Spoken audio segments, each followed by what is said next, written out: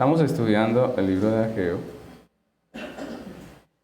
y hoy continuamos con este estudio de la palabra del Señor. Hoy vamos a hablar específicamente en el texto que vamos a estar compartiendo, pues nos habla de un despertar espiritual. Y justamente por esas cosas de Dios, que Dios coordina todo, mueve todo, pues justamente hoy estamos celebrando el Día de la Reforma como iglesia, ¿no? Recordemos que fue realmente el 31 de octubre, la fecha en que lo celebramos, pero pues la iglesia siempre deja un domingo para esa celebración. Como el anterior fue de elecciones, pues lo pasamos para este, ¿no?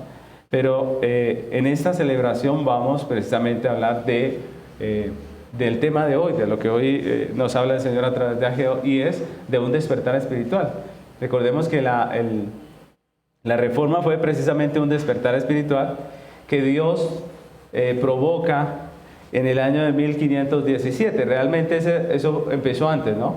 Pero en 1517 viene a ser como la cumbre de ese obrar de Dios, cuando Martín Lutero clava las 95 tesis en la puerta del palacio, y lo que hace allí Lutero es decir, esto está mal, ¿cierto? Las 95 tesis, no sé si alguno de ustedes la ha leído, pero es una crítica muy fuerte contra la iglesia, ¿no? O sea, es una crítica donde Lutero no se guarda nada. Él expone y dice, esto está mal, esto está pasando, y eso es lo que hace Martín Lutero allí en la Reforma.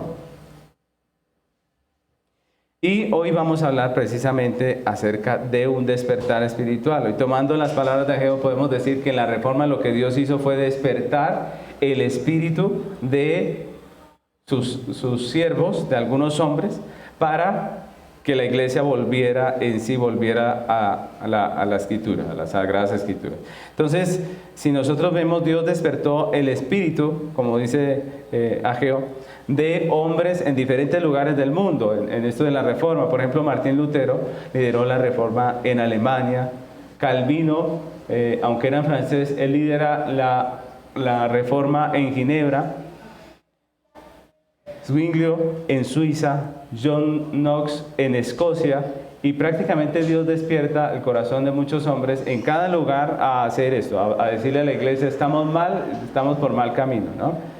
Y es por eso que cada año nosotros los creyentes, el 31 de octubre, celebramos ese maravilloso despertar que Dios produjo en la iglesia hace más de 500 años. Y lo curioso es que hoy justamente Dios nos va a hablar de un despertar espiritual. Así que continuamos hoy con nuestro estudio del libro del profeta Ageo. Tenemos un lema que es Jesucristo, la única razón de nuestra existencia. Y esta es la 10ª enseñanza de esta serie y se titula Un despertar espiritual. Un despertar espiritual. En esta ocasión vamos a estudiar Ageo capítulo 1, versículos 14 y 15. Dice la palabra del Señor. Y despertó Jehová el espíritu de Zorobabel, hijo de Salatiel, gobernador de Judá, y el espíritu de Josué, hijo de Josadac, sumo sacerdote, y el espíritu de todo el resto del pueblo, en el día 24 del mes sexto, en el segundo año del rey Darío. Entonces, avanzamos por este precioso estudio, y la enseñanza pasada, si ustedes recuerdan, estudiamos el segundo mensaje de Ageo. Recordemos que Dios le dio 5 mensajes a Ageo, y este es el segundo que Dios le dio al profeta Ageo para el pueblo de Judá que había abandonado la reconstrucción, ustedes recuerdan. Y en este segundo mensaje, después de que el pueblo de Judá se alineó con Dios, pues el Señor les dice, ahora yo estoy con ustedes, ¿recuerdan? Eso fue lo que dijo el Señor en ese segundo mensaje. Los versículos que acabamos de leer nos muestran lo que pasó después de que Ageo pronunciara este segundo mensaje. ¿Qué pasa allí? ¿Qué pasó en medio de esa situación? Pues es lo que vamos a ver. Lo que podemos apreciar aquí en esto que acabamos de leer es que el pueblo de Judá tuvo un despertar espiritual. Es decir, eso fue un acontecimiento poderoso que sacó al pueblo de ese estado de letargo, de sueño, de adormecimiento espiritual y lo despertó para vivir una vida para la gloria de Dios. Eso fue lo que pasó en ese tiempo. Yo quiero aclarar que uso la palabra o el término más bien despertar espiritual porque es lo que dice el texto. La Biblia dice, en lo que acabamos de leer, dice que Dios despertó ¿qué? El espíritu, ¿cierto? Por eso estamos hablando de un despertar espiritual, porque la misma Biblia lo dice, el texto lo dice. Así lo presenta el libro de Ageo. ¿Por qué aclaro esto? Porque pues obviamente dentro de algunas religiones orientales se usa esa palabra de despertar espiritual para hablar de algunas enseñanzas místicas, ¿cierto? Y esto no tiene nada que ver con eso. El despertar espiritual del que vemos aquí es que Dios despierta a su pueblo que estaba adormecido, que había dejado la obra del Señor descuidada, que llevaba años sin prestar atención al plan soberano, al diseño de Dios, a lo que Dios había establecido, y lo que pasa es que Dios cambia esa situación de repente. Y lo que vamos a ver hoy es precisamente un despertar espiritual. ¿Qué es un despertar espiritual? ¿Cómo sucede ese despertar espiritual? Y es lo que vamos a estar estudiando en el libro de Ageo.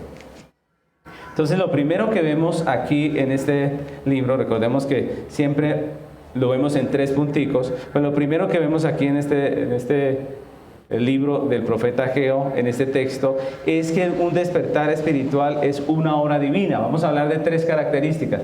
La primera es que el despertar espiritual es una obra divina. Eso es lo que es un despertar espiritual. El pueblo de Dios estaba dormido y Dios lo despierta, ¿no? El texto comienza describiendo al pueblo de Judá de una manera particular, ¿cierto? Lo muestra como que está dormido. Si dice que Dios lo despertó es porque el pueblo está dormido. Un pueblo que está dormido en el espíritu para con Dios. Ahora, lo triste de esto, mis hermanos, es que el pueblo que estaba dormido para con Dios es el pueblo de Dios, es el pueblo de la iglesia, ¿cierto? La iglesia de ese tiempo estaba mal, estaba desconectada de Dios. Y lo que podemos apreciar aquí es que ese pueblo que tenía una buena doctrina, que tenía una doctrina bíblica, ¿cierto?, que iba a la iglesia, que profesaba fe en Dios, pues terminó apartada de Dios. Y eso es lo interesante. Como hemos visto, si nosotros miráramos la situación del pueblo de Judá, pues nos daríamos cuenta de que esa situación era muy normal, ¿no? Se veía como una iglesia que asistía a culto, porque ellos asistían a su culto, que hacían todas las cosas bien, pero Dios les llama la atención a través de Ageo, les amonesta porque Dios dice que se han apartado de Él, ¿no? Y eso es algo que nos debe llamar la atención. ¿Cómo es que nosotros, siendo creyentes bíblicos, podemos terminar apartándonos de Dios? Podemos dejarnos adormecer por este mundo a la manera que pasó con este pueblo. Ahora, si nosotros miramos la historia de la iglesia, vamos a ver que no fue la primera ni la última vez que pasó esto en el pueblo de Dios. No fue la primera. Miren, por ejemplo, Isaías en el capítulo 56, versículos 10 y 11. Miren lo que dice este texto. Dice: sus atalayas son ciegos, todos ellos ignorantes, todos ellos perros mudos, no pueden ladrar, somnolentos, echados, aman el dormir. Y estos perros comilones son insaciables y los pastores mismos no saben entender. Todos ellos siguen sus propios caminos. Cada uno busca su propio provecho, cada uno por su lado. En este texto lo que está diciendo es que el pueblo también estaba así adormecido. Miren lo interesante. El pueblo estaba adormecido, el pueblo venía a culto, creía en Dios, tenía una buena teología, pero estaba como, según la Biblia, adormecido, ¿cierto? Es decir, él no quería hacer nada, no quería realmente comprometerse con Dios, estaba allí, y claramente Isaías en su tiempo describe un adormecimiento muy parecido, empezando por los líderes. El texto dice acerca de los líderes. Y tampoco fue la última vez que pasó ese adormecimiento. Si ustedes recuerdan, por ejemplo, en la Reforma, ¿por qué la Reforma fue importante y fue necesaria en medio del pueblo de Dios? ¿Por qué? ¿Ustedes recuerdan por qué hubo una Reforma protestante? ¿Cómo estaba la iglesia en ese tiempo? Estaba adormecida, ¿cierto? Tan adormecida que sencillamente el pueblo dejó entrar una cantidad de mentiras, de falsedades, y no pudo guardar, no pudo cuidar la palabra, porque recuerden que la Biblia dice que nosotros, la iglesia de Cristo, somos columna y baluarte de la verdad. ¿Quién debe cuidar la verdad en la tierra? La iglesia. Por eso nosotros debemos tener cuidado. Hoy en día hay muchas filosofías por ahí y que las crea el mundo, pero la iglesia debe conservar la sana doctrina. Nosotros somos la iglesia. Si nosotros dejamos entrar toda esa basura que el mundo está produciendo a la iglesia, pues vamos a terminar como en el tiempo de la Reforma. Los reformadores vinieron e hicieron todo lo que hicieron fue porque la iglesia llegó a estar tan adormecida que se llenó de inmoralidad, de corrupción, de falsa doctrina, y todo esto pues obviamente estaba dañando el testimonio y la vida de la iglesia. Pero Dios despertó el espíritu de hombres en diferentes partes del mundo y reformó su iglesia. Y un suceso similar es lo que nos está mostrando Ageo en el texto que estamos hoy estudiando. Un despertar del pueblo de Judá que se había adormecido y que había abandonado la obra. Pero conociendo la situación que se describe aquí en el texto, donde este pueblo llevaba casi 20 años, ¿cierto? Casi 2 décadas sin hacer nada. La pregunta es cómo es que este pueblo despertó. Ahora, si no fue el pueblo el que despertó, ¿quién despertó a este pueblo de su situación? Pues el texto nos dice, ¿qué nos dice? ¿Que quién lo despertó? ¿Quién? Dios. El texto dice, y despertó Jehová el espíritu. Y aunque Dios había llamado al pueblo a despertar, esa es una realidad, Dios le había llamado a despertar, Ageo nos muestra que fue el mismo Jehová quien despertó a su pueblo. Miren lo curioso, Dios nos llama a nosotros a despertar, ¿sí o no? Pero ¿quién es el que nos puede despertar? Dios. En realidad solo Dios tiene el poder sobre el espíritu del hombre, ya sea para darle vida si está muerto o despertarlo si está en un estado de adormecimiento. Y en la Biblia podemos ver estas dos realidades acerca de el despertar espiritual. Primeramente, que Dios nos llama a despertar, ¿cierto? Dios nos llama a velar. Ustedes recuerdan en la escritura, en el Nuevo Testamento, cuántas veces Jesús dice velad, ¿cierto? Velad y orad. Es necesario que velemos, dice el Señor. Todo esto nos manda a estar despiertos en el Señor. Pero la realidad, mis hermanos, es que el único que puede mantenernos despierto es Dios. Y las dos cosas están ahí en la Biblia. Por ejemplo, el llamado a velar o a estar despierto. Hay un texto en Romanos 13, versículos 11 y 12 que les quiero leer, que dice, y esto conociendo el tiempo, que es ya hora de levantarnos del sueño, porque ahora está más cerca de nosotros nuestra salvación que cuando creímos. La noche está avanzada y se acerca el día. Desechemos pues las obras de las tinieblas y vistámonos las armas de la luz. Y este es un llamado, mis hermanos, claro, a la iglesia a estar vigilante, a la iglesia de hoy. Dios está diciendo, despierten a una vida buena, abundante, de vida para la gloria de Dios. Es lo que está diciéndonos el Señor. Desgraciadamente, el hombre, por su pecado, es flojo para con Dios. ¿No creen ustedes? Es flojo para con Dios. Al hombre le cuesta comprometerse con la obra. El hombre es cobarde para asumir su responsabilidad con Dios. Ustedes recuerdan cuántas veces Dios tuvo que llamar por ejemplo, a Moisés, ¿no? Dios llamaba a Moisés y Moisés, ¿qué decía? Listo, vamos, ¿sí? No, él decía, uy, Señor, ¿por qué no llama a otro? Mire que yo ni hablo bien, ¿cierto? ¿Y cómo actuaron los otros llamados?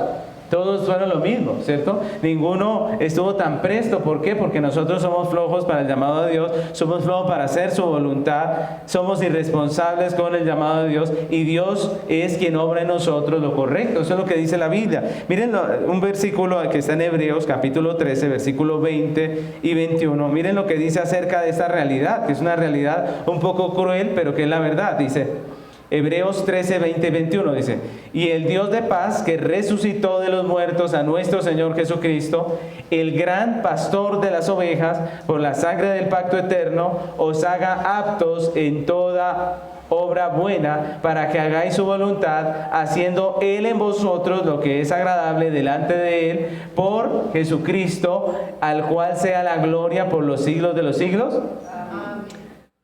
La pregunta es, ¿quién hace lo bueno? Según ese texto, ¿quién hace lo bueno? ¿Nosotros? No. ¿Quién lo hace? Dios en nosotros, ¿cierto? Y esa es la oración del escritor de Hebreos. Dice que Dios de paz les haga aptos para toda buena obra. Que el Dios de paz haga en vosotros lo que es agradable delante de Él. Miren lo curioso, ¿cierto? Nosotros no somos buenos para hacerlo. Y cuando lo hacemos es ¿por qué?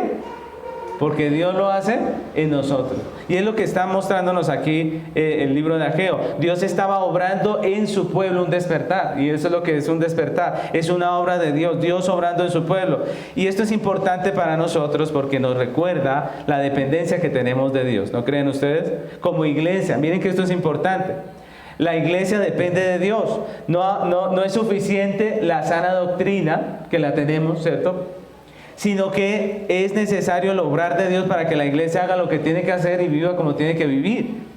Y por eso la importancia de la oración personal, la oración familiar, ¿cierto? Y también la oración en la iglesia. Algunos creen que la soberanía de Dios nos quita responsabilidad con la oración, pero eso es falso. Miren, yo le digo una cosa para que usted se desconecte de ese pensamiento de que la oración no es necesaria. Yo le pregunto, ¿quién lo sustenta a usted? Dios, eso es bíblico. ¿Pero usted tiene que ir a trabajar? Sí. Claro que sí. Ahora, yo le pregunto, ¿quién sostiene su familia en Cristo? Dios. ¿Pero usted tiene que orar por eso? Sí. Claro. ¿Quién hace la obra en la iglesia? Acabamos de ver, Dios. ¿Pero la iglesia debe orar? Claro que sí, tenemos responsabilidad. Nosotros tenemos la responsabilidad de orar. Por eso la Biblia nos llama a orar. Miren, por ejemplo, lo que dice Mateo 26:41. Dice, velad y orad para que no entréis en tentación. El espíritu a la verdad está dispuesto, pero la carne es débil, ¿cierto?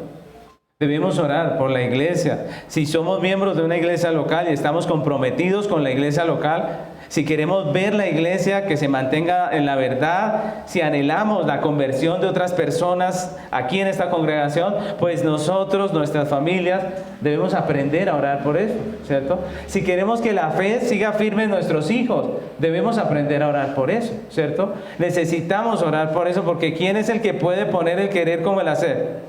Solo Dios, ¿cierto? Por eso el apóstol Pablo nos dice en Efesios capítulo 6, versículo 18, miren lo que dice el apóstol Pablo, el 18 y el 19. Dice, orando en todo tiempo, con toda oración y súplica en el Espíritu, y velando en ello con toda perseverancia y súplica por todos los santos y por mí, a fin de que al abrir mi boca me sea dada palabra para dar a conocer con denuedo el misterio del Evangelio. Miren, Pablo, que era el apóstol Pablo, ¿él qué decía? Decía, oren, ¿cierto?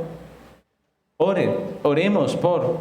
Y Ageo nos enseña que aunque el verdadero despertar espiritual es una responsabilidad nuestra, porque Dios nos llama a despertar, a causa de nuestro pecado solamente es posible por la obra de Dios, por la obra soberana de Dios. Así que estamos viendo tres características del despertar espiritual, y la primera es que es una obra de Dios, ¿cierto? Es una obra de Dios.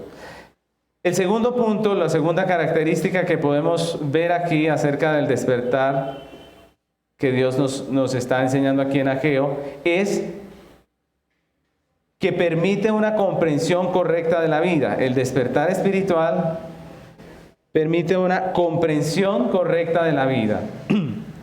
Y esta parte también es importante, porque después de decirnos que fue Dios quien produjo el despertar en el pueblo de Judá, a continuación el texto nos habla de a quiénes despertó el Señor. ¿A quiénes? Según el texto dice que al pueblo de Judá, pero no dice así. Como es costumbre, Ageo comienza nombrando a quiénes, a las autoridades, ¿cierto? ¿Cuáles autoridades? La autoridad civil. ¿Quién era la autoridad civil? ¿Te acuerdan? Zorobabel, ¿cierto? Que era el gobernador. ¿Quién era la autoridad de la iglesia? El sumo sacerdote Josué. Y luego habla del resto del pueblo. Y ya hemos visto que la autoridad tiene un compromiso delante de Dios. ¿A quién le pide cuentas Dios primeramente? Al que está en autoridad, ¿cierto? Pero también aquí vemos cómo ese que está en autoridad es de los primeros en disfrutar de la obra de Dios también. Entonces miren que hay privilegio, hay responsabilidad, pero también hay privilegio. Y Ageo nos muestra que todo el pueblo de Judá experimentó el obrar de Dios, ese despertar espiritual. Pero ¿qué fue lo que despertó el Señor en el pueblo? ¿Qué dice el texto? El texto dice claramente que Dios despertó el espíritu, ¿no? Y aquí esto es algo importante, esta palabra, porque la pregunta es ¿a qué hace referencia esta palabra? ¿Por qué la Biblia dice que Dios despertó el espíritu? Y aquí la palabra espíritu se usa para hablar de la diferencia entre el factor material del hombre y el espiritual, ¿no? Recordemos que Dios formó al hombre del polvo de la tierra, que esa viene a ser el cuerpo, ¿cierto? Lo formó del polvo de la tierra, ¿cierto? Ese es el cuerpo, pero después sopló en su nariz aliento de vida, es decir, el espíritu. Y el hombre tiene esas dos partes, según la Biblia. Según los griegos es tripartito, pero según la Biblia tiene dos partes. ¿Cuáles son la primera parte? El cuerpo y luego el espíritu. Así lo formó Dios. Primero hizo el cuerpo y luego el espíritu. Y en realidad ellos, si hablamos del cuerpo, yo les pregunto, ¿ese pueblo estaba físicamente dormido? ¿Qué creen ustedes? No estaba dormido, todo lo contrario. Hemos visto cómo este pueblo estaba muy despierto. Ellos estaban trabajando en la obra del Señor. Ellos estaban haciendo la obra del Señor. Estaban haciendo las casas de ellos, ¿se acuerdan? No estaban trabajando en la obra del Señor. Estaban haciendo sus propias casas, estaban construyendo sus palacios donde ellos vivían. Se habían preocupado por sí mismos y la Biblia dice que hasta era diligente, ¿recuerdan? Entonces este pueblo no estaba físicamente dormido. Entonces, si no estaba físicamente dormido, ¿por qué Dios dice que Él los despertó? La Biblia dice que ellos estaban, o nos muestra que ellos estaban dormidos en el espíritu delante de Dios, ¿no? Pero ¿a qué se refiere exactamente el Señor con esa expresión?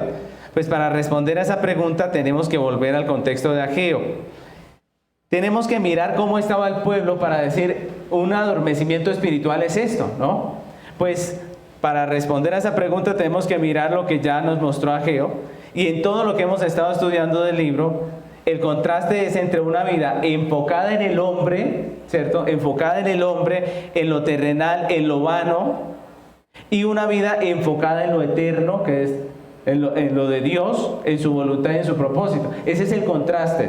Entonces un pueblo está dormido, o una persona está dormida espiritualmente cuando todo su enfoque está en lo terrenal, en sí mismo, en sus cosas, y está desconectado totalmente de Dios, de su voluntad y su propósito. Ahora, miren lo importante, porque entonces una persona dormida podría ser alguien cristiano, ¿sí o no? Sí. Claro, ¿podría ser alguien cristiano con una buena teología? Sí. Claro que sí. Y es en ese sentido que podemos ver que Dios despertó el espíritu. Ellos estaban despiertos, pero al engaño del mundo. Estaban despiertos, pero al interés egoísta, enfocados en sí mismos, en su vida vana. Como diría el apóstol Pablo, ellos andaban en su carne, ¿cierto? Pero estaban dormidos a la manera correcta de vivir, dormidos a lo que sí tiene provecho, a Dios, que es el dador de la vida, a su propósito, a su voluntad. A eso estaban dormidos. Y a pesar de ser el pueblo de Dios, ellos estaban comprendiendo la vida como el mundo la comprende, viviendo como las demás naciones en ese momento, preocupados de lo que los demás se preocupaban, y a esto la Biblia los llama andar adormecido. Pablo amonestó a los tesalonicenses por esa actitud, y miren por ejemplo en 1 Tesalonicenses capítulo 5 versículo 4 al 8, miren lo que dice ese texto. 1 Tesalonicenses capítulo 5 versículos 4 al 8.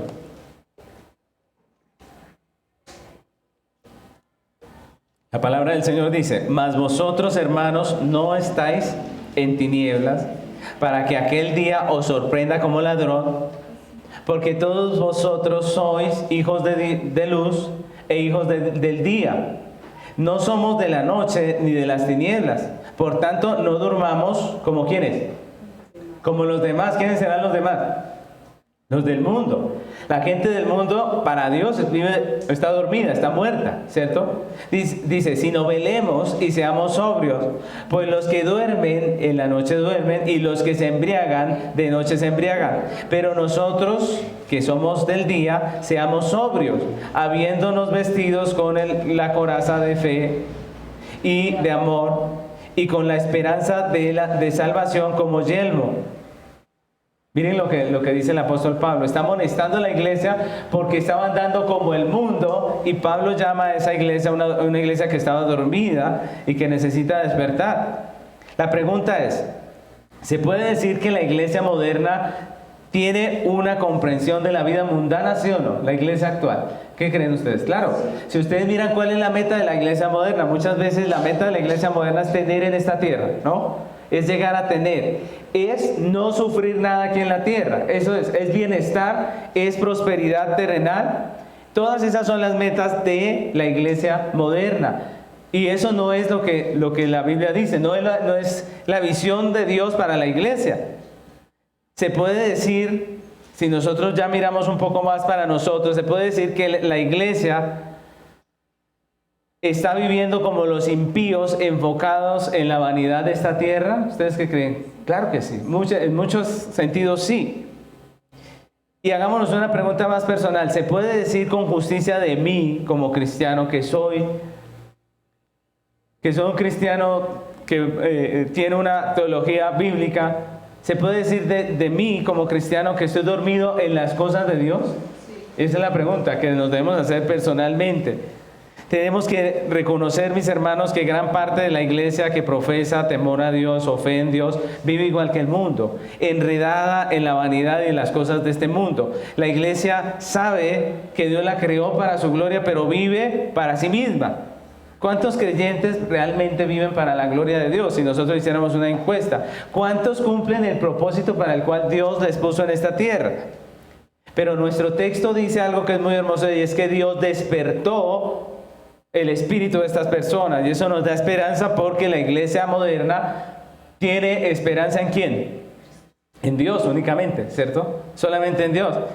Y esa palabra que está en nuestras Biblias, que dice que Dios despertó, significa levantar, significa provocar, excitar, incitar, motivar y abrirle los ojos a alguien. Miren, abrirle los ojos a alguien, eso significa despertar. Y eso fue lo que Dios hizo. Dios hizo un milagro por medio de su palabra a través del profeta, de tal manera que este pueblo que estaba dormido para con Dios, comprendió la vida como Dios manda, abrió sus ojos, comprendió la vida como Dios lo revela en su palabra, y empieza a vivir para la gloria de Dios. Y esto es un despertar espiritual que solo puede provocar Dios en el hombre. Hay un texto en Filipenses capítulo 3 versículos 7 y 8 donde Pablo habla acerca de su realidad como persona, de él. Y él dice en el versículo 7 y 8, Filipenses 3, 7 y 8, dice: pero cuantas cosas eran para mi ganancia, las he estimado como pérdida por amor de Cristo. Y ciertamente aún estimo todas las cosas como pérdida por la excelencia del conocimiento de Cristo Jesús, mi Señor, por amor del cual lo he perdido todo y lo tengo por basura para ganar a Cristo.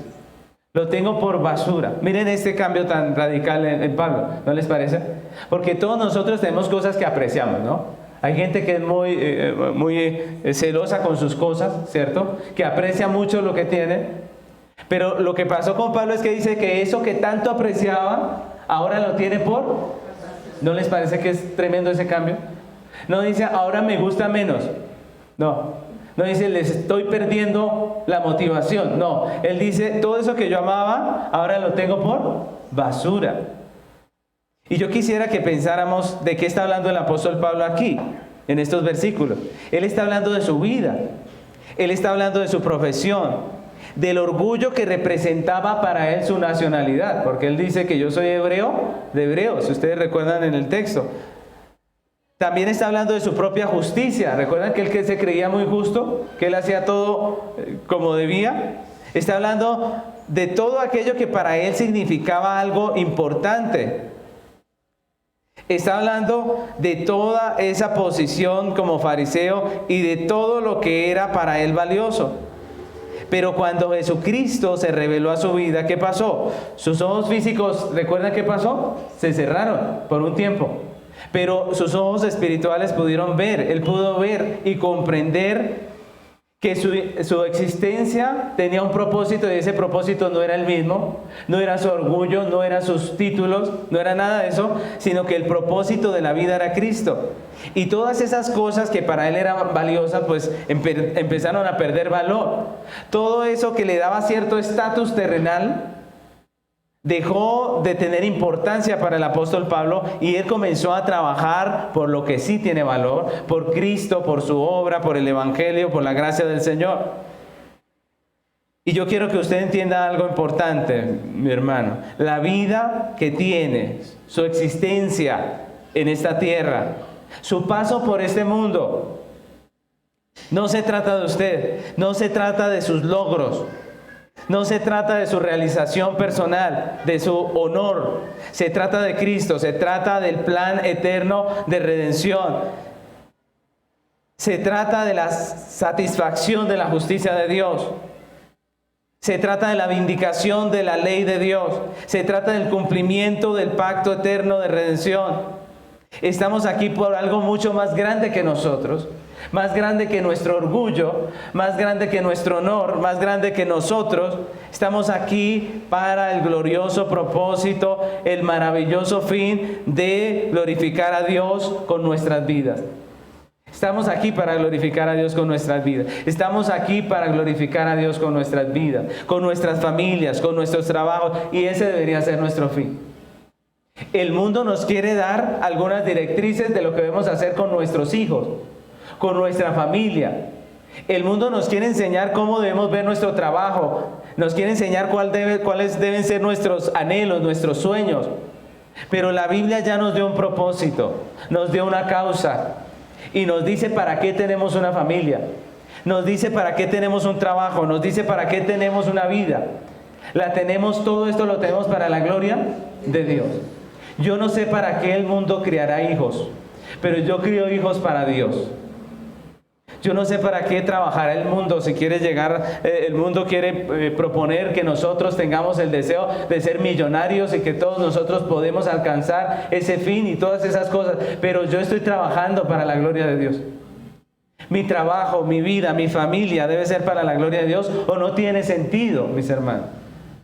El mundo no puede marcarnos la pauta. Nosotros ya tenemos una marca de Cristo que nos dice cuál es el propósito y cuál es el fin. Estamos aquí para la gloria de Dios. Y cuando podemos entender eso, entonces descubrimos en realidad de qué se trata la vida terrenal.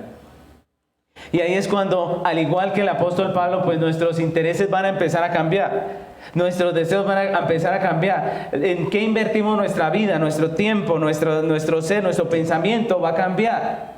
¿Qué aprendemos? ¿Qué estudiamos? ¿Qué deseamos conocer cada día? Va a cambiar si nosotros comprendemos para qué estamos aquí. Ese es el cambio maravilloso que hace Dios en la vida de una persona cuando le despierta espiritualmente. Y es un cambio glorioso porque la mayor parte del sufrimiento del hombre, la mayor parte de su estrés que maneja en este mundo, del caos que vive el hombre, se basa precisamente en el apego por las cosas de este mundo, en la idolatría que tiene en su corazón por las cosas vanas, por las cosas pasajeras, y toda esa carga que lleva encima el hombre es precisamente porque no está alineado a Dios, a sus propósitos. Pero cuando Dios abre sus ojos en el despertar espiritual que nos está diciendo, pues todas esas cosas cambian. Quiera Dios hacer eso en nuestro corazón, en nuestra vida, y que nosotros aprendamos a vivir de la manera correcta. Quiera Dios hacerlo en nuestros hijos. Qué bueno que nuestros hijos tengan un despertar espiritual y toda su juventud la gasten en lo que es provechoso. Miren, por ejemplo, a Timoteo. Timoteo era un joven, ¿recuerdan? Y la mamá le enseñaba, la abuela y la mamá le enseñaban a Timoteo. ¿Quién hizo que Timoteo se comprometiera con Dios? Dios, ¿cierto? Los padres enseñamos, pero a veces los hijos les entra por un oído y les sale por el otro, ¿sí o no? Pero el que hace que esto pueda coger fuerza en el corazón de nuestros hijos es solamente Dios. El que puede hacer la obra en el corazón de nuestros hijos es solamente Dios. Y los padres no hacemos nuestra labor porque creemos que nosotros somos capaces, no. Lo hacemos confiando ¿en quién? En Dios. Y miren, yo le digo, papá o mamá, si usted enseña a su hijo y persevera en eso y su hijo no agradece y más bien menosprecia lo que usted hace, usted no deje de hacerlo. No deje de hacerlo porque esa es su labor, ese es su trabajo. Hasta el último día que estén en nuestra casa estaremos enseñándoles la palabra. Y el que puede hacer la obra es Dios, ¿cierto? No es garantía. Si un hijo nos escucha mucho, no es garantía de que esté entendiendo y amando la palabra. Y si un hijo no nos escucha ni 5, tampoco es garantía. Porque ¿quién es el que puede hacer la obra? Dios. Pero nosotros tenemos una labor. Así que el despertar espiritual, ese precioso despertar que estamos viendo en el libro de Ageo, que Dios hizo con el pueblo de Judá, permite una comprensión correcta de la vida. Quiera Dios hacer esa obra en nosotros, en nuestros hijos, en nuestra familia, en esta iglesia, con cada uno de nosotros. La tercera característica de un despertar espiritual es que nos mueve a la acción, nos mueve a la acción. Un verdadero despertar espiritual no son solo palabras, no es solo que tengamos una correcta comprensión, pero nos tiene que mover a la acción. El versículo 14 muestra que ese cambio que se generó en el pueblo de Dios, cuando el Señor les abrió sus ojos y ellos comprenden de manera correcta la vida, produjo acciones inmediatas. Si ustedes miran el versículo 15, nos habla del día 24 del mes sexto, en el segundo año del rey Darío, dice el texto. Y esa fecha que ponen ahí viene a ser 23 días después de que Ageo llegara con el mensaje de Dios. 23 días después de que Ageo llegara con ese mensaje, dice que la gente empezó a trabajar. Casi 2 décadas de estancamiento en menos de un mes se acabaron. Miren lo hermoso, ¿no? ¿No les parece a ustedes provechoso ese mensaje? ¿Cierto? Un mensaje tan corto, porque si ustedes consideran el mensaje de Ageo fue cortísimo, ¿cierto? No fue una predicación de 1 hora. Fue un pequeño texto que nosotros tenemos ahí en el libro, pero ese pequeño texto, eso pequeño que nosotros tenemos ahí, que Ageo habló, produjo que un estancamiento de casi 2 décadas se acabara allí y que la gente pusiese las manos en la obra del Señor. ¿Qué pasó en esa fecha, según lo que dice el texto? Lo primero que nos dice aquí es que los judíos vinieron, eso es lo que dice ahí, ellos vinieron. Ellos se acercaron al templo, pero si nosotros lo miramos físicamente, pues eso no era nada nuevo, ¿no creen ustedes? Porque ese pueblo sagradamente cada 8 días se acercaba al templo, cada 8 días venía, practicaba su culto en medio de las ruinas del templo y le parecía eso muy normal, ¿no creen ustedes? Llegaron al punto en que adorando entre las ruinas se sintieron cómodos y ahí estuvieron casi 20 años.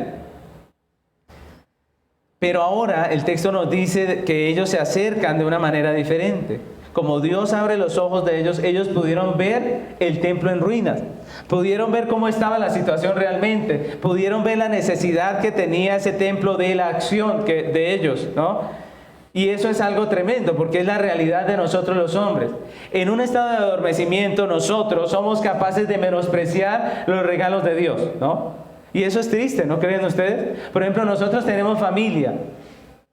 Y la familia es una bendición de Dios, ¿sí o no?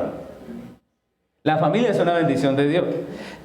Pero muchas veces nosotros estamos tan dormidos que ni siquiera vemos el valor de nuestra familia. Y cuando nos damos cuenta de lo que valía es cuando la hemos perdido, porque nunca prestamos atención, nunca pusimos cuidado a lo que teníamos. Siempre nos estábamos quejando, ¿cierto? Siempre nos estamos quejando de todo nos quejamos. La gente se queja de su trabajo. ¿Y qué pasa cuando lo pierde? ¿Lo extraña o no lo extraña? Claro, lo extraña. Estamos dormidos, tenemos una bendición, pero nos quedamos todo el tiempo de la bendición. Y eso pasaba, esta gente venía a culto, estaba allí, pasaban por ahí, pero no veían la realidad, no comprendían lo que estaba pasando, ni la necesidad de su acción allí. Pero ahora ellos se acercan con los ojos abiertos y ven la necesidad que estaba haciendo el trabajo de ellos. Y quiere el Señor despertarnos para que podamos valorar lo que Dios nos dio antes de que sea demasiado tarde. Pero el texto también dice que ellos no solo se acercaron, sino que también trabajaron en la casa del Señor. Ellos estaban invirtiendo su vida, su tiempo, su esfuerzo, todo en las vanidades de este mundo. Lo estaban invirtiendo en sí mismos, pero el despertar espiritual hizo que los judíos dedicaran su vida, su tiempo, sus esfuerzos sus dones en la obra del Señor. Esto solo lo puede hacer Dios, porque el corazón del hombre es muy mezquino con la obra de Dios, ¿cierto? El corazón del hombre es tan egoísta, tan avaro, tan tacaño con las cosas de Dios, que no quiere dar ni hacer nada para la obra. Pero solamente Dios puede cambiar esa desidia en el corazón del hombre y transformarla en generosidad y diligencia, como muchas veces lo hizo el Señor, ¿no? Cuando se fue a hacer el tabernáculo, Dios hizo una obra en el corazón del pueblo y dice que todos traían tanto que ni siquiera se podía guardar en donde ellos tenían, y tocó decirle al pueblo, ya no traigan más, ¿cierto? Ese es un obrar de Dios.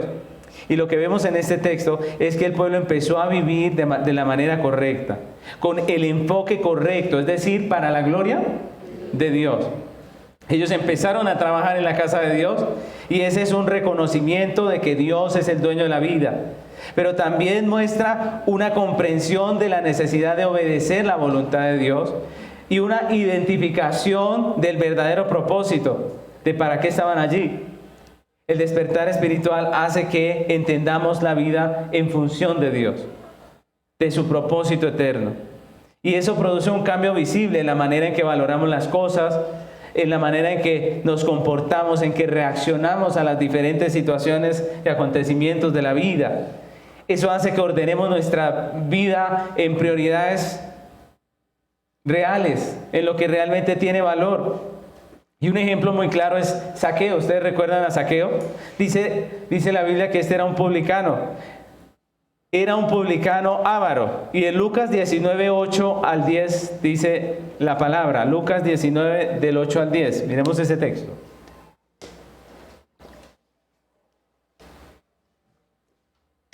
Dice el Evangelio de Lucas: entonces Zaqueo, puesto en pie, dijo al Señor: he aquí, Señor, la mitad de mis bienes doy a los pobres, y si en algo he defraudado a alguno, se lo devuelvo cuadruplicado. Jesús le dijo, ¿qué le dijo? Hoy ha venido la salvación a esta casa, por cuanto él también es hijo de Abraham. Porque el Hijo del Hombre vino a buscar y a salvar lo que se había perdido. Pregunta: ¿este hombre hacía parte de la iglesia, sí o no? ¿Qué creen ustedes? Sí. Sí. Él dice que él era hijo de Abraham, hacía parte del pueblo judío, el pueblo de Dios en ese tiempo. Pero la Biblia dice que este hombre era un publicano. Zaqueo era parte del pueblo de Dios, pero vivía como un impío, que amaba las cosas más de este mundo. Era publicano, recaudador de impuestos, y en el tiempo de Zaqueo, ser recaudador de impuestos quería decir que este hombre le robaba a su propia gente, ¿cierto? Que cobraba los impuestos del imperio, que era Roma, y le robaba a su propia gente. Es decir, este hombre amaba más el dinero que a su pueblo, ¿cierto? Este hombre amaba más el dinero que su propia reputación, porque ¿cómo era la reputación de un cobrador de impuestos en ese tiempo? Pues obviamente que mala. Pero cuando Dios despierta el espíritu de este hombre, él comprende la vida de manera correcta. ¿Y cómo sale de esa cena? Recuerden que era una comida que estaba compartiendo con Jesús. Cuando se acaba esa cena, el que se sentó a comer con Jesús era un avaro, que no le importaba más que el dinero. Pero cuando él se para de allí, él dice una frase que es muy hermosa. Él dice, voy a ayudar al pobre, ¿cierto? Y dice, y voy a devolver lo que me he robado, multiplicado por 4, ¿cierto? Y eso es algo sorprendente. Este hombre, lo que pasó ahí fue que este hombre vio de qué se trata la vida y se dio cuenta que no se trataba del dinero. Miren, desafortunadamente a veces nos damos cuenta ya al final, pero este hombre pudo darse cuenta antes. Zaqueo tuvo un despertar espiritual y su vida fue cambiada, sus prioridades fueron cambiadas, su manera de pensar fue cambiada. Era un hombre que amaba el dinero más que a su prójimo, más que a su reputación, más que a su vida. Pero Dios cambió esa situación en su corazón. Cuando Dios despierta el espíritu de su pueblo, no solo le hace comprender la vida de manera correcta, sino que le lleva a la acción, a hacer cosas. Y así fue en el tiempo de la Reforma, mis hermanos. Hoy estamos celebrando también el acontecimiento de la Reforma. Y así fue en el tiempo de la Reforma. Dios despertó el espíritu de su pueblo, y eso no solamente les produjo una comprensión real de la vida, sino también les llevó a la acción. Hombres como Martín Lutero, Juan Calvino y muchos otros no solo predicaban la fe bíblica, sino que escribían. Ellos escribieron libros. Y en ese tiempo justamente surgió el invento de la imprenta, y eso no es casualidad, ¿no creen ustedes? Eso no es casualidad. Justamente se inventaron la imprenta en el tiempo de la Reforma. ¿Y qué pasó? Pues que esa imprenta fue una bendición, porque a través de ella ellos imprimieron muchos libros, ellos hicieron muchos textos. Un número estimado de 300,000 copias de los trabajos de Martín Lutero se imprimieron tan solo entre 1517 y 1520. Ahora, alguno diría, bueno, pero esa es una suma muy pequeña, 300,000, ¿cierto? Hoy en día eso lo imprimen en menos de nada, ¿sí? Pero la imprenta de ese tiempo, ¿cómo era? ¿Recuerdan? Eran figuras en metal que se hacían para luego ponerlas como un sello, era prácticamente un sello. Así que esa cantidad fue una gran cantidad de obras de Lutero que se pudieron en esos pocos años publicar. Y alrededor de 3.700 ediciones de esos documentos se realizaron durante los 30 años siguientes de su vida. Y con Juan Calvino fue lo mismo. Ustedes recuerden, no sé si de pronto los que hacen el instituto si de pronto se acuerden, pero Juan Calvino, él fue perseguido cuando empezó a predicar la Reforma, y él se detiene o se establece en Ginebra. ¿Recuerdan? Era una ciudad pequeña. Y él empieza allí a predicar el Evangelio, y Ginebra prácticamente se vuelve cristiana, se convierte a la fe reformada, y Ginebra se convierte en un centro de producción de obras literarias de los reformados, ¿no? Se empiezan a traducir Biblias y se empieza a hacer, y se estima, mis hermanos, que más o menos eran unas 20,000 las imprentas que estaban produciendo material en toda Ginebra, en todo ese territorio, y eso hace que se produzca una gran cantidad de tratados, de enseñanzas, de publicidad que enseñaba la Biblia como Dios manda, ¿no? No eran 20,000, no, estoy exagerando, eran 160 imprentas, 160 imprentas en toda Ginebra, haciendo, imprimiendo esas copias, y todo ese trabajo, obviamente junto con el trabajo de los artesanos, comerciantes, la iglesia en general, que en ese tiempo estaba allí, hicieron que la palabra del Señor, la Biblia, se expandiera por toda Europa. Ustedes recuerden que en ese tiempo era prohibido hacer copias de la Biblia, ¿cierto? Era prohibido tener una copia en el idioma de la gente, siempre se prohibía eso. El único que tenía derecho a interpretarla era el ministro, y nadie más podía tener una copia. Lo que hizo la Reforma fue trabajar en esto e imprimir muchas copias y esparcir esas copias por todo el mundo. Pero todas esas son logros anteriores de la iglesia. Todo eso nos habla de historia, ¿cierto? De lo que hizo la iglesia. Pero yo quiero que hoy nos miremos a nosotros mismos. La realidad que estamos viviendo en la actualidad en la iglesia cristiana exige un despertar de la iglesia, ¿no creen ustedes? Ustedes miren un poco el panorama de lo que estamos viviendo hoy, ¿no? Si ustedes se dan cuenta, el hombre está abandonando la iglesia. No estoy hablando de la nuestra, ¿no? Estoy hablando de la iglesia en general. Miren cuántas familias hoy en día se congregan en alguna iglesia.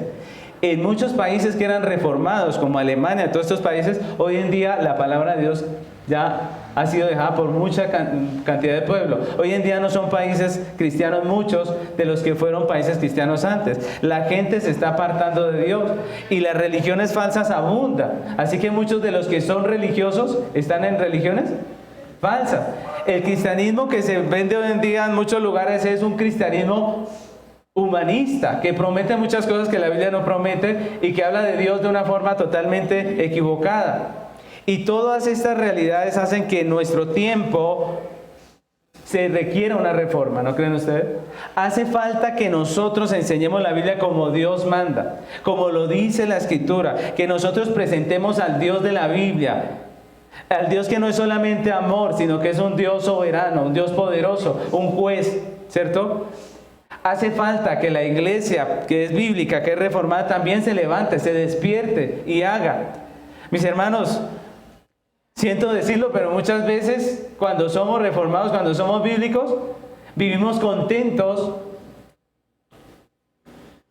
con las realidades escasas que nosotros tenemos y decimos, mientras que lo hagamos bien, gloria a Dios. Pero la Biblia nos llama a hacer y a ir y a predicar, nos llama, y nosotros no nos podemos quedar ahí nomás. Los reformadores hicieron lo que tenían que hacer. La iglesia de ese tiempo apoyó, ayudó con las impresiones, extendió todas esas impresiones por toda Europa. Nosotros, si ellos lo hicieron con una imprenta que era un sello prácticamente, nosotros hoy en día tenemos internet, tenemos redes sociales, tenemos todo para predicar el evangelio y para enseñar lo que Dios manda como Dios manda en todo lugar. Tenemos los medios, muchos más de los que tuvieron ellos. Y la historia nos demanda que hagamos algo en este tiempo. La gente usa todas esas redes y todas esas cosas para esparcir hasta chismes, cualquier cosa menos la palabra de Dios. Se enseña psicología, se enseña budismo, se enseña todo lo que usted quiera. Pero los cristianos bíblicos, ¿qué estamos haciendo? Es la pregunta. Nosotros estamos llamados a hacer nuestra parte en este tiempo. Tenemos las herramientas. Dios nos ha otorgado las herramientas. No es casualidad que la imprenta se hubiese diseñado en el tiempo de la Reforma. Y no es casualidad que hoy en día tengamos el internet. Hagamos nuestra parte. Vivamos en esta tierra para la gloria de Dios. Criemos nuestros hijos. Trabajemos. Todo lo que hagamos, hagámoslo para la gloria de Dios. Mis hermanos, la iglesia está trabajando en este momento para producir un material impreso y digital con el cual podamos expandir el evangelio. Estamos trabajando en eso. Obviamente se demora un poco porque su pastor últimamente ha tenido un trote un poco mayor que el de siempre, pero estamos trabajando en eso. Y yo espero y confío que con ustedes, mis hermanos, expandamos el evangelio del reino hasta donde más podamos. Hagamos nuestra parte en la obra del Señor. El Señor nos está llamando a trabajar y yo como pastor lo estoy escuchando, ¿cierto? Así que estamos trabajando en esto y cuando pongamos a marchar esto, yo sé que ustedes también estarán dispuestos a trabajar. ¿Sí o no? ¿Cierto? Estamos dispuestos. Estamos haciendo un material para evangelismo como también para discipulado de las personas que puedan llegar. Estamos trabajando para hacer lo que Dios nos ha llamado a hacer. Y yo quisiera decirles, mis hermanos, que solo Dios puede hacer algo maravilloso en este tiempo.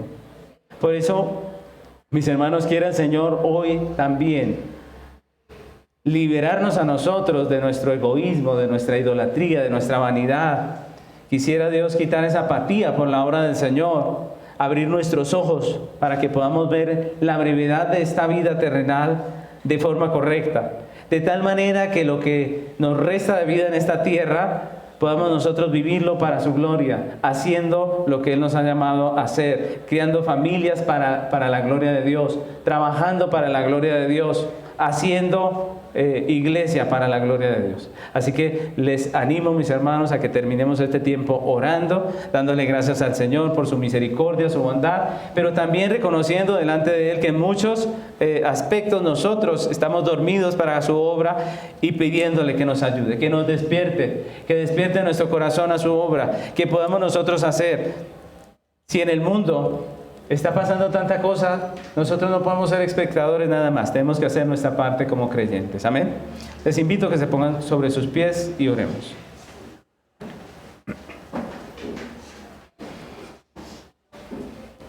Señor Jesús, te damos muchas gracias por esta preciosa palabra. Gracias, Señor, hoy nos mostrabas ese despertar espiritual que has producido en la iglesia a través de los tiempos, en el tiempo del profeta Ageo, en la iglesia de Judá. Y en el tiempo de la reforma, con tu pueblo, con aquellos hombres y mujeres que comprometidos con la obra hicieron su parte. Señor, tú nos has puesto en un determinado momento en esta tierra, nos has puesto aquí con un propósito específico y nos has dado herramientas, como se la diste al tiempo de la reforma y como le diste herramientas también a Ageo y a la gente que estaba allí en Judá. Permítenos, Señor, poner nuestras manos en esas herramientas y trabajar diligentemente en tu obra.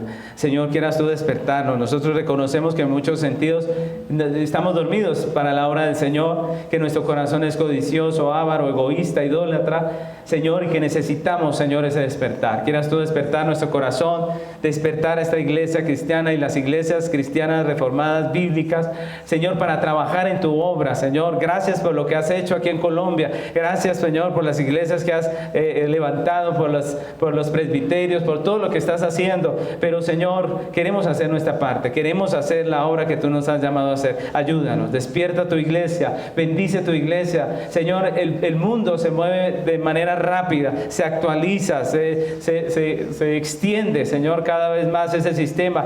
Nosotros, Señor, como iglesia, permítenos nosotros también trabajar, ser diligentes, Señor, que nosotros hagamos nuestra parte, que podamos, Señor, predicar el Evangelio como tú nos has llamado a hacerlo, Señor. Te lo pedimos, Padre, te pedimos que comprometas nuestro corazón con tu palabra y con tu obra. Señor, que todo estancamiento, Señor, se termine a través de este precioso estudio y nosotros también podamos hacer, Señor, tu obra en esta tierra como tú nos mandas, Señor. Muchas gracias, Padre, por todas las herramientas que nos has dado. Gracias, Señor, porque hoy tenemos mucho más alcance que antes y te pedimos ayúdanos a aprovechar lo que nos has dado y el lugar en el que tú nos has puesto, el tiempo en el que nos has puesto, la tecnología que tú nos has dado. Ayúdanos a aprovechar todo esto para tu gloria. Te lo pedimos, Padre, en el nombre de Cristo Jesús. Amén.